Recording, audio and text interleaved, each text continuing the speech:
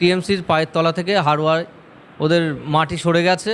আর চোখে চোখ রেখে লড়াই হবে 2021-এর আইএসএফ না, এটা আমি বারবার বলছি, এটা কিন্তু 2026-এর আইএসএফ। কোনো ছাড় হবে না, চোখে চোখ রেখে লড়াই হবে। তিনি নিজেই বলেছিল যে কোনো দিন রাজনীতি করব না, এখন রাজনীতিতে তিনি এসছে।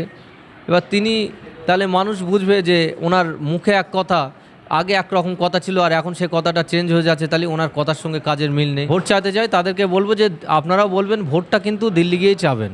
হাড়োয়া বিধানসভা কেন্দ্র থেকে আইএসএফের প্রার্থী হয়েছেন আইনজীবী পিয়ারুল ইসলাম। আমার সঙ্গে রয়েছেন আইনজীবী পিয়ারুল ইসলাম। যে হাড়োয়া বিধানসভা কেন্দ্র পশ্চিমবঙ্গের একটি চর্চিত বিধানসভা কেন্দ্র, কারণ হচ্ছে সেখানে একজন ধর্মগুরু মুফতি আব্দুল মাতিন সাহেব তিনি তৃণমূল কংগ্রেসের প্রতীকে প্রার্থী হয়েছেন।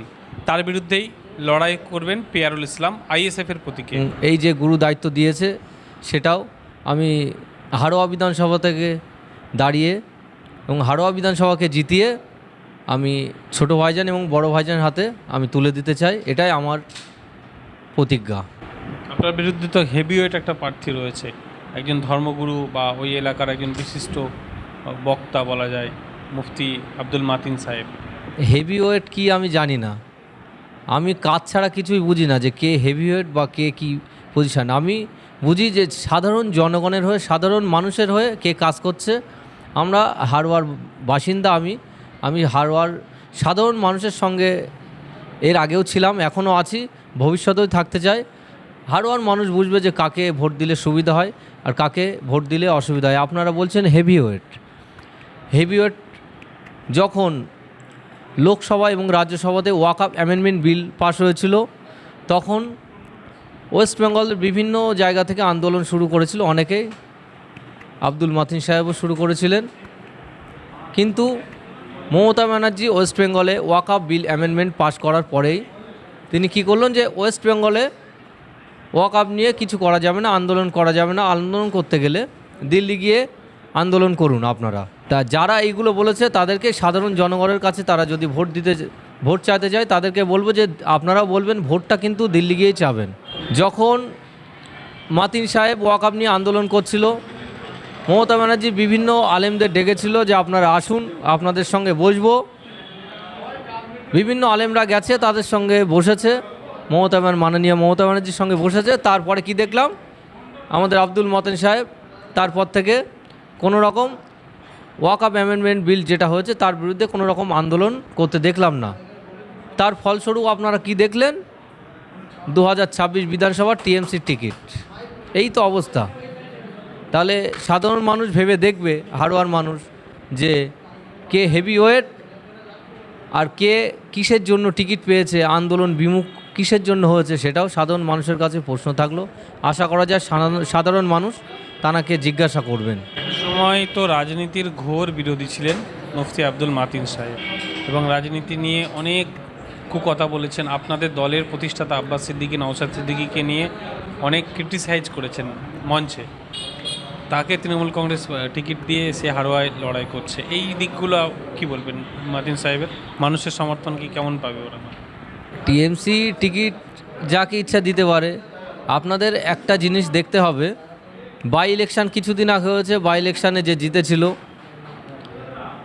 তাকে চেঞ্জ করে মাতিন সাহেবকে টিকিট দিতে হচ্ছে কেন? কারণ কি? কারণ তারা বুঝতে পেরেছে হাড়োয়ার অবস্থা খারাপ, টিএমসির পায়ের তলা থেকে হাড়োয়ায় ওদের মাটি সরে গেছে, মানুষ তাদেরকে আর চাইছে না, বিভিন্ন গোষ্ঠী কন্দলের মধ্যে তারা পড়ে আছে। সেই কারণের জন্যই কিন্তু এরকম একটা তারা আব্দুল মাতিন সাহেবকে নিয়ে এসছেন ওখানে।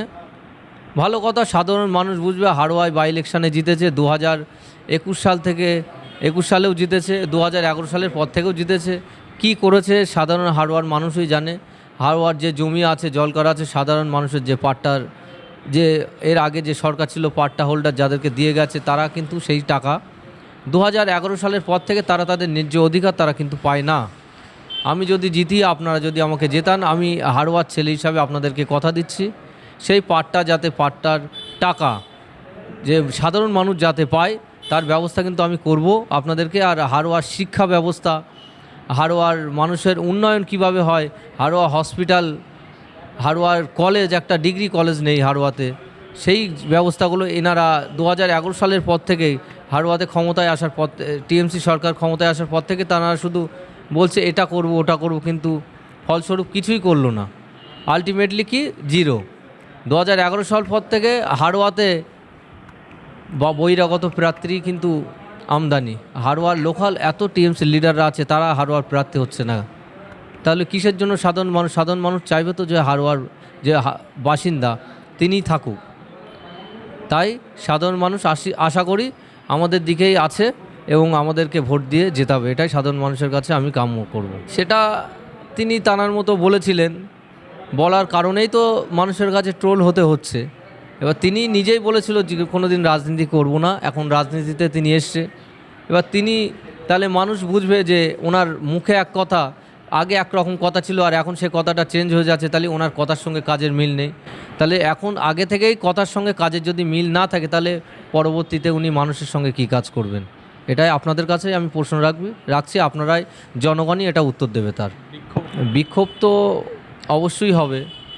লোকাল নেতৃত্ব যারা আছে, যারা পার্টিটা করে, তারা যদি টিকিট না পায়, বাইরের লোককে টিকিট দেওয়া হয়, অবশ্যই বিক্ষুব্ধ হবে। আর বিক্ষুব্ধ হবার মেন কারণ ওদের ভিতরে নিজেদের গোষ্ঠীকন্দল। মেন বিক্ষুব্ধ হচ্ছে খাওয়া খাবে নিয়ে। আমি যদি টিকিট না পাই, আমি যদি বেশি খেতে না পারি, ওটাই হচ্ছে মেন কারণ। ওদের মেন হচ্ছে চেয়ার, যে চেয়ার পাবে সেই টাকা কামাবে। মেন লক্ষ্য দল না ওদের। দল যদি হতো তাহলে বিক্ষোভটা হতো না ওখানে।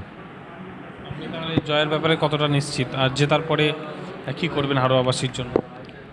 আমি নিজেই হাড়োয়ার বাসিন্দা। জেতার পরে হাড়োয়াবাসীর জন্য যে উন্নয়নগুলো করার দরকার, মানুষের ভবিষ্যৎ প্রজন্ম, হাড়োয়া বাসিন্দাদের ভবিষ্যৎ প্রজন্মের কথা চিন্তা করে যেগুলো দরকার, শিক্ষা, স্বাস্থ্য, জলকর, যেগুলো এই পজিশানে আছে, বাজে সিচুয়েশানে আছে, এবং হাড়োয়ার মানুষের মুখে যাতে হাসি ফেরাতে পারি, তার ব্যবস্থা আমি করব। আর চোখে চোখ রেখে লড়াই হবে। 2021-এর আইএসএফ না, এটা আমি বারবার বলছি, এটা কিন্তু 2026-এর আইএসএফ। কোনো ছাড় হবে না, চোখে চোখ রেখে লড়াই হবে। জেতার ব্যাপারে কতটা আপনি নিশ্চিত? জেতার ব্যাপারে প্রত্যেক বুথে আমরা এজেন্ট দিয়ে 100% আমরা জিতবো। লড়াই আমরা ছিনিয়ে নেব, আইনের মাধ্যমে ছিনিয়ে নেব। কেউ যদি আমাদের ছেলেদের মারতে যায়, আমরা কিন্তু তাদেরকে ছাড়বো না। আইনের মাধ্যমে, আইনের ভাষা দিয়ে তাদেরকে আমি বুঝিয়ে দেবো যে কাউকে যদি বেআইনিভাবে মারা হয় তাদেরকে কি করা যেতে পারে, আর আইনের হাত কতটা লম্বা তাদেরকে আমি দেখিয়ে দেবো। আপনারা দেখছেন আপনাদের প্রিয় চ্যানেল SSTV পাবলিক, সত্যের সাথে ন্যায়ের পথে। চ্যানেলটি সাবস্ক্রাইব করে যুক্ত হন আমাদের পরিবারে এবং পাশে থাকা বেল আইকনটি ক্লিক করুন।